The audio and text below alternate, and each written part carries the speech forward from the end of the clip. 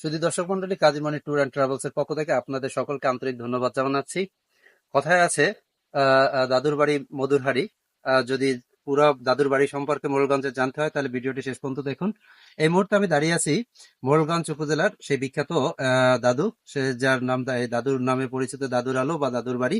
তো আমরা আপনাদের আজকে দেখানোর চেষ্টা করব যে এই দাদুর বাড়ি, এই দাদু সম্পর্কে আপনারা বিস্তারিত জানবেন এবং দাদুর বাড়ির পুরো চিত্রটা আপনাদের দেখানোর চেষ্টা করব। তো চলুন আমরা দাদুর বাড়ি যাওয়ার চেষ্টা করি, দেখি দাদুর বাড়ির আমরা ভিতরে যাব। তো সামনে ছোট একটা গেট আছে, গেটটা পেরিয়ে আমরা আসলে দাদুর বাড়িতে ঢুকবো। তো এখানে আমরা ঢোকার পথেই দাদুর হাতে তৈরি, দাদু একজন আসলে মূলত শিল্পী। তো তার হাতে কিছু ভাস্কর্য নিজের হাতে তৈরি। তো